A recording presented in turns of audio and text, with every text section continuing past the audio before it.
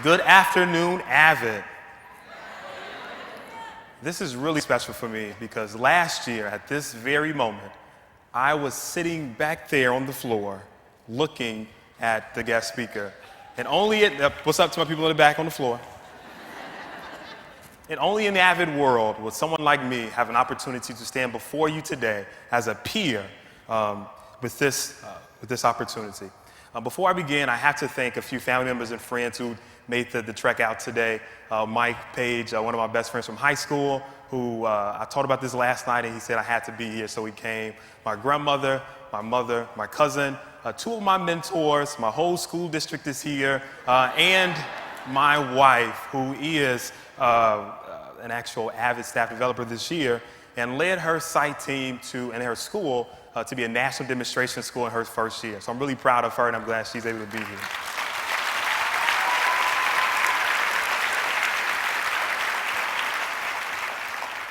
Finally, I also would like to thank the AVID team. You all don't know all the work, and I really don't know a whole lot of about what goes on putting on these institutes. But they do this every year, several times a year, and they really should be commended for their work. So could you all please thank the AVID staff for all the work that they're doing.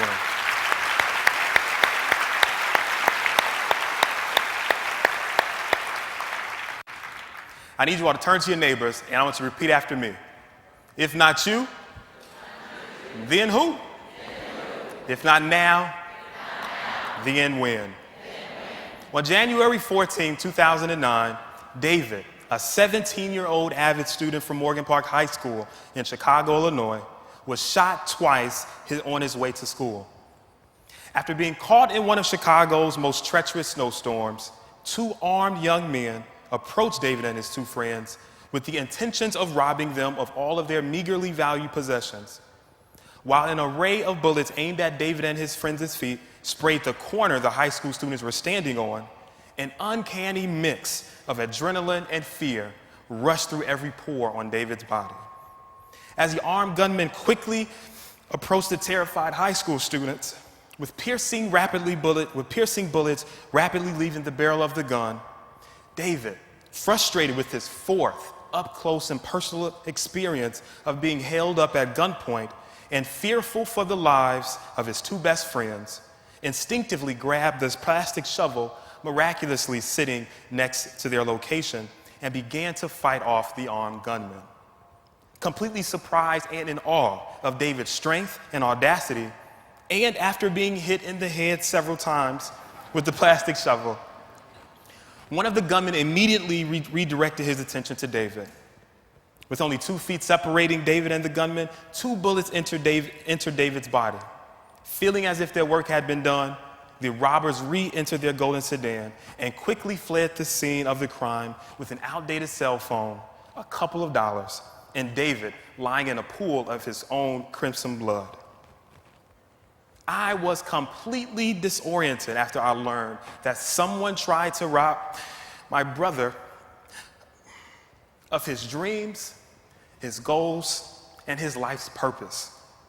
I remember vividly every thought, every action, and every emotion I felt as I raced from my home 120 miles south of Chicago to the hospital where my brother was being held.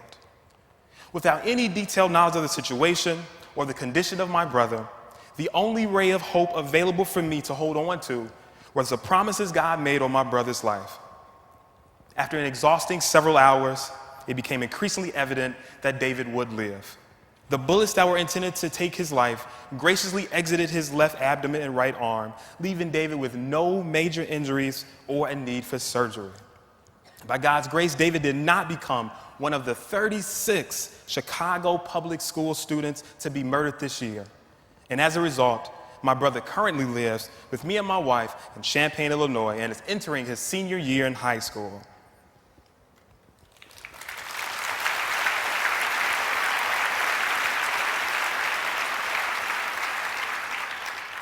Like David, many of our students are in need of an immediate rescue. Although the majority of our students may not experience the type of danger that my brother experienced, they do experience the life-threatening dangers of mediocrity, lost potential, and the life-limiting impact of an inadequate education. With the pressures of being socially accepted, the never-ceasing influences of the media, and the academic inequities that still exist within the public school system, it is safe to say that our students are engaged in a massive battle for their futures and their lives. But no matter how daunting the dangers are, or the number of obstacles that stand in the way, when one commits himself to becoming a rescuer, the opportunities for our students to succeed become infinite. I remember my first official teaching experience like it was yesterday. 3 long, hard years ago, after I completed, they were long and hard. After I completed teaching a 10th grade summer school English course for the first time in my life, I felt extremely devastated. As many of you may know, summer school courses are generally reserved for students who did not satisfactorily complete core academic content during the regular school year.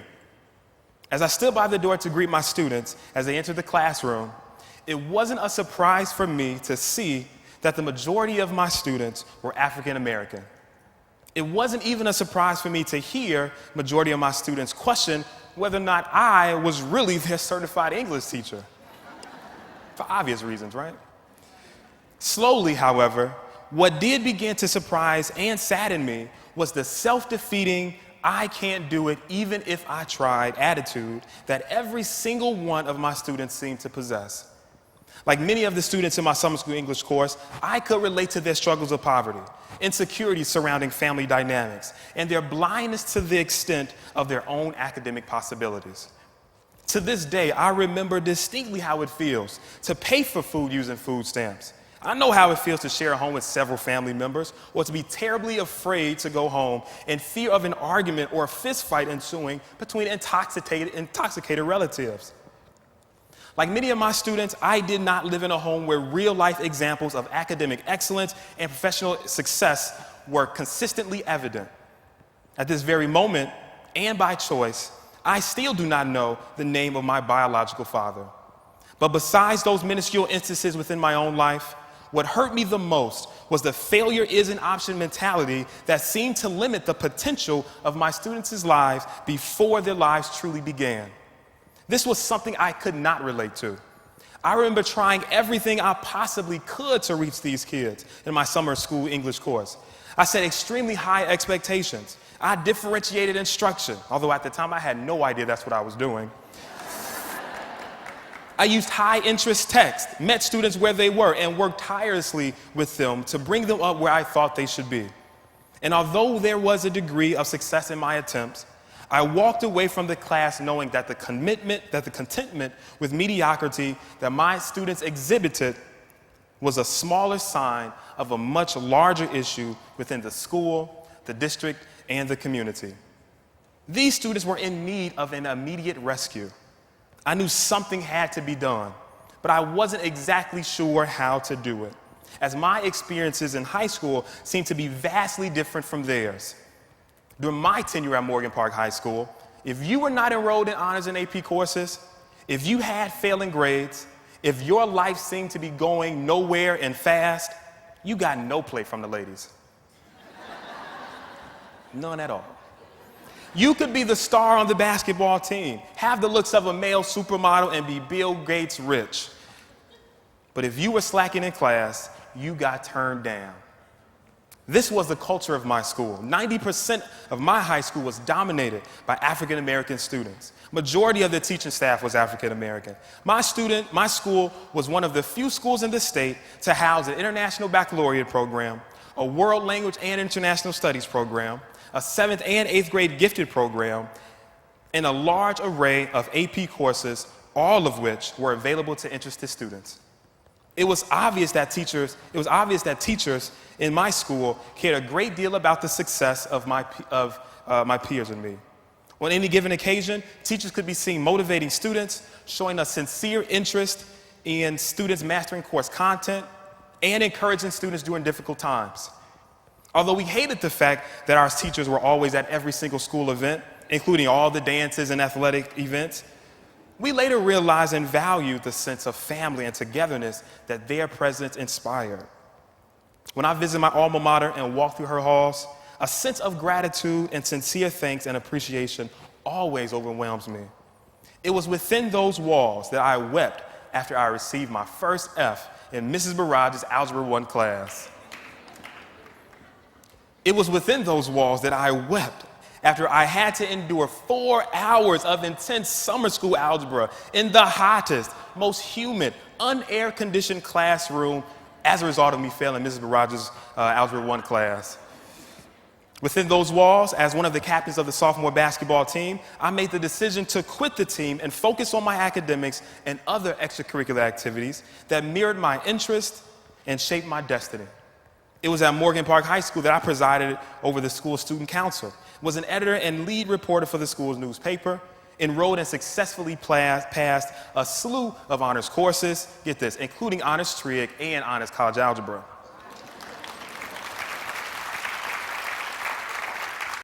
AP Computer Science, AP English. This is where I fell in love with the English language, the use of words, poetry, and Beowulf. And courted and successfully stole my wife from her boyfriend.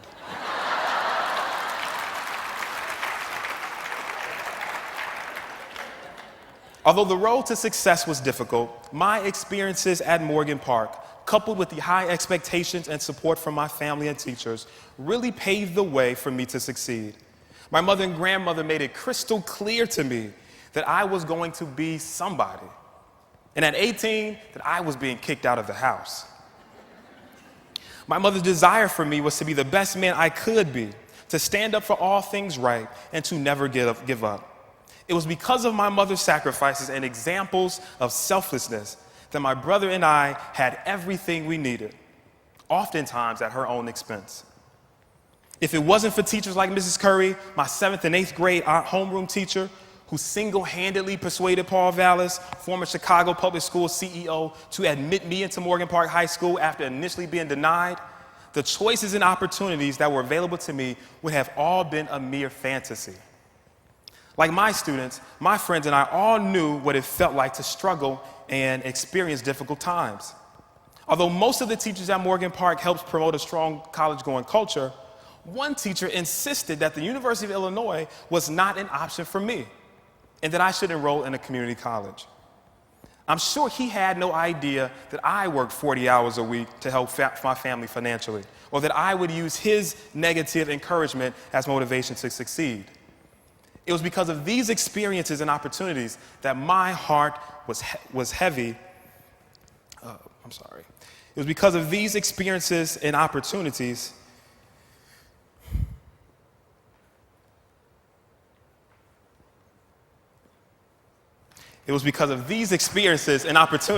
that my heart was heavy for the students in my summer school English course.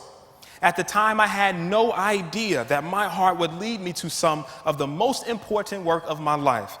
I had no clue that several weeks prior to my summer school experience within the Champaign-Unicef School District, when Linda Page approached me and my wife about this program called AVID, that the philosophy and goals of AVID would shape and define my professional future and be the mechanism for change that my school district, community, and I were all looking for. My students were in need of an immediate rescue, and AVID was preparing me to help out. Now, I'm not much of a crier, but I have to admit, when I saw this big, muscular football-looking player talk about the obstacles and challenges he's faced while trying to find his voice, and when I saw how emotional and sincere the student speaker was, and as tears began to flow from his face, I too had to shed a little tear. His story gave life to the stories of the students that I just finished working with a few days prior. His story resonated with me because I could relate to overcoming obstacles, thanks to the support and commitment of teachers and mentors who cared. 3 years ago to the day, as I experienced my first AVID conference in Austin, Texas, something clicked. For 5 days, I learned about the vision and ultimate purpose of AVID, the power of the AVID curriculum, the significance of the AVID site team, and the supreme awesomeness of the AVID tutorials. More importantly, I had found a tried and proven structure for academic acceleration that would enable me to formally support the students whose voices had gone unheard. Although the AVID elective class focuses on students in the academic middle, the mission of AVID seeks to transform the culture of an entire school building and district. This is the type of work I wanted so desperately to commit to. Setting high expectations for students, scheduling students in rigorous courses and providing support, teaching students the hidden curriculum needed for academic success, and serving as a mentor, coach, big brother, parent, were all the reasons why I wanted to become an educator in the first place. These were all examples of support and opportunity that I received during the most critical time of my life. And through AVID, I finally found a way to help support the students I was inadvertently beginning to care so much about. Ladies and gentlemen, I have witnessed firsthand an unparalleled culture shift in my high school and school district. As my wife and I were graduating high school in 2002, the Champaign Community Unit School District Number 4 was entering into a consent decree with the African American community on charges of inequities in school busing, in underrepresentation of African American students in rigorous courses, and an overrepresentation of African American students in special education. As I was studying as a first-generation college student at the University of Illinois, the Champaign District was busy creating systems, policies, practices, programs, and procedures that would eventually meet the legal requirements of the consent decree. It is hot up here.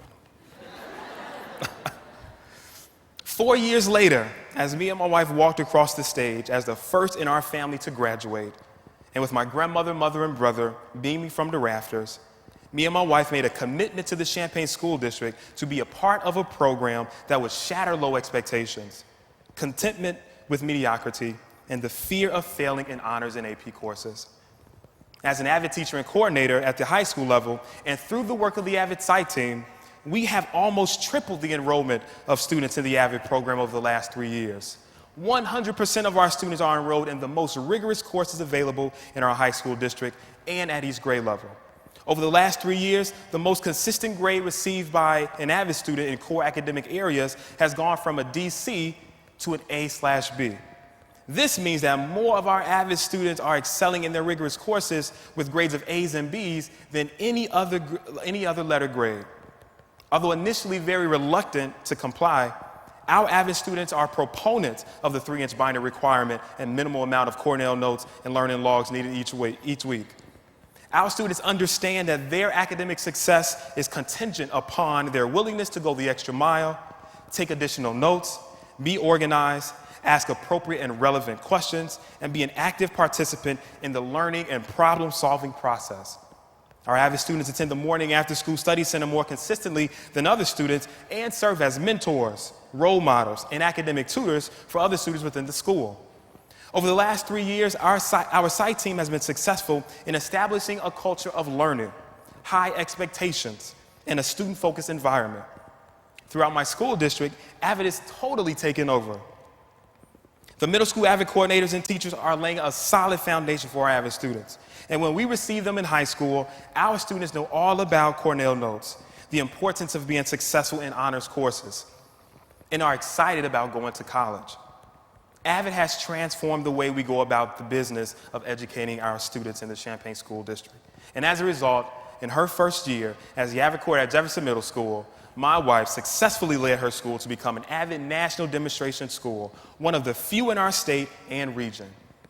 AVID has so taken over my family's life that my students tease my wife and I all the time, saying when we have children, they will be born already knowing how to take Cornell notes, participate in tutorials, and asking level 3 questions. I hope that happens. As I look back over the last 3 years, it is sometimes hard to believe the battles my site team and me had to fight. From battles over binder requirements, to battles over access to rigorous curriculum, to battles of support, and even the occasional conversation amongst ourselves about whether or not certain kids can be successful in challenging courses.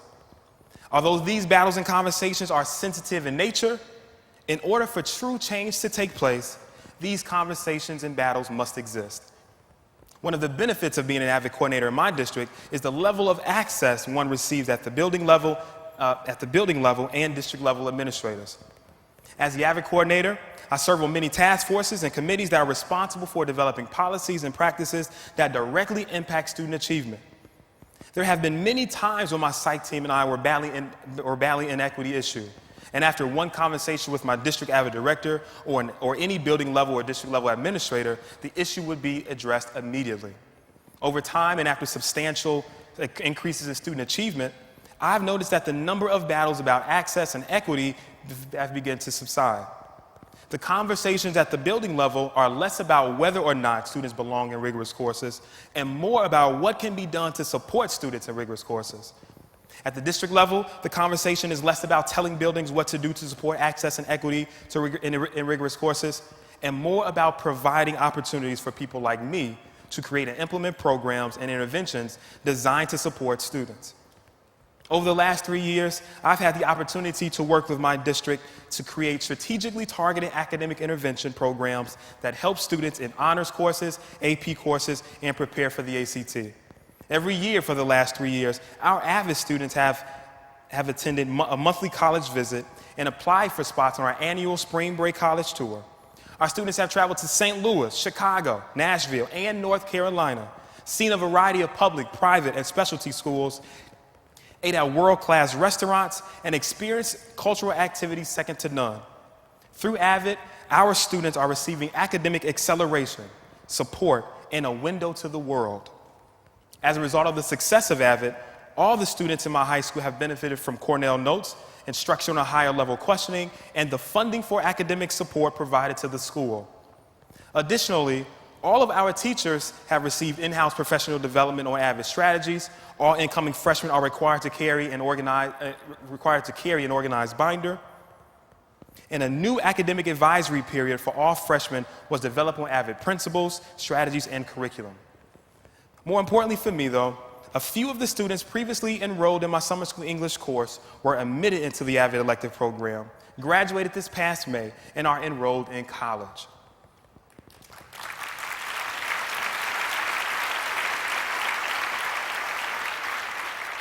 And this is exciting. As of last Wednesday, in what has been a historic milestone in the careers of many educators, and what has validated the work that has been done by so many people in my school district, the Champaign Unit 4 School District successfully ended a several-year, multi-million-dollar consent decree in all areas. Over the last several years, we have seen our black-white achievement gap shrink drastically. District-wide, our AVID students have successfully and consistently helped close the achievement gap. This victory proves that with the right leadership, the right programs, the right vision, and a critical mass of committed people, all things are possible.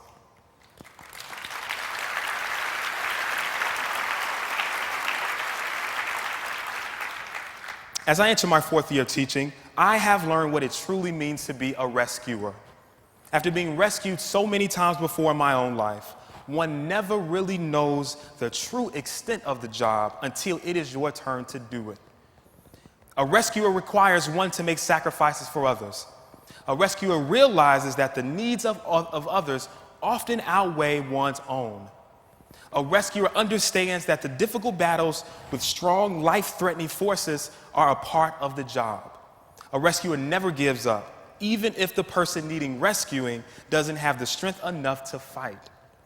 A rescuer is not afraid of failing, always willing to try, and understands that sometimes it takes the strength of a team to get the job done.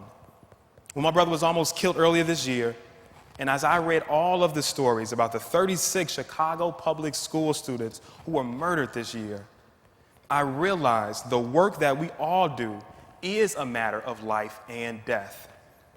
Although not as direct as a physician or as dangerous as a police officer, being the face our students see on a daily basis, oftentimes more than their parents, and being the voice that our students hear as often as the music on their iPods, carries a ton of weight and responsibility. When students receive an academically rigorous, appropriate, and high-quality education, students are provided with choices and opportunities. Students can choose the college, career, or area of service they feel most compelled to travel. When students are adequately educated, they are able to make appropriate decisions about where they choose to live, with whom they choose to socialize, how they make a living, and their potential for success is unlimited. On the contrary, when students are barred from rigorous courses, are the recipients of lowered expectations, and are allowed to go unchallenged during the most critical times of their lives, the opportunity for those students to make choices and thrive in our society is limited. When my brother came to live with me and my wife earlier this year, I must admit, it took some time getting used to. We went from no kids to a 17-year-old overnight. We were used to playing mom and dad, big brother and big sister to so many of our AVID students on a regular basis. But generally, when we went home, our parenting time was over. Things changed when David arrived. Suddenly, I found myself being an AVID coach, a big brother, and a parent 24 hours a day, 7 days a week. I found myself assigning David homework during the day. Yes, he was in my AVID elective class. And checking the same homework in the evening. Being an AVID coach was already an exhausting but rewarding year-round job. And for my wife and me, the job generally extends over breaks, for college tours, meetings, and program development and evaluation. But as I reflect on my newly appointed parental experiences with my brother and the work that I've been able to do through AVID, I realize that the time and effort, the sacrifices, and the battles that I have fought to afford my brother and my students with the opportunity to choose the path they would like to travel is so much more important than me, extended vacations, and an empty nest. I recognize that Mrs. Curry, Mr. and Mrs. Cowser, Roy Curry, Mrs. Curtis, Mr. Alexander, Linda Page, Dr. Judy Wiegand, Mrs. Norton, Linda Westry, Regina Westry, Kyla Weaver, my mother and my grandmother all invested in me so that I could invest in others. And as I invest in others, I pay homage to their sacrifice and every time they've rescued me. I understand that as you begin the arduous task of rescuing our AVID students, facilitating site team meetings, and being the voice of the voiceless, you too are paying homage to each of those special people who invested in you, the time, wisdom, and love.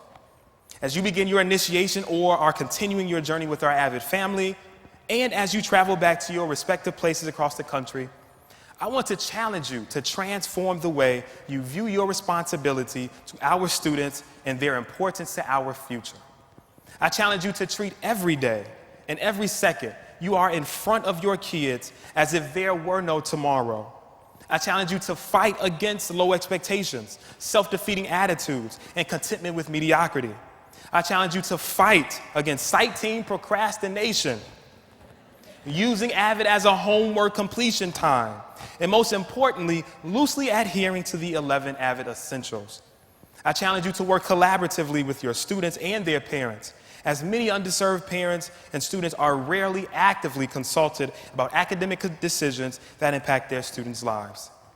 So how many students will you rescue this year? How many sacrifices will you make? Will you risk being alienated by those whose educational philosophies are exclusionary and contrary to AVID's? Will you pledge to support your students as they attempt to try something totally out of their comfort zones? Will you work to build bridges for parents' involvement? Be the face of AVID until AVID takes root in your school and commit the time, energy, and personal sacrifice needed to help AVID succeed in your school? Will you pledge to encourage, uplift, motivate, and inspire our future doctors, lawyers, presidents, mechanics, graphic artists, and yes, AVID teachers? Our students are in need of an immediate rescue. Will you answer the call? Thank you, AVID. Have a great week.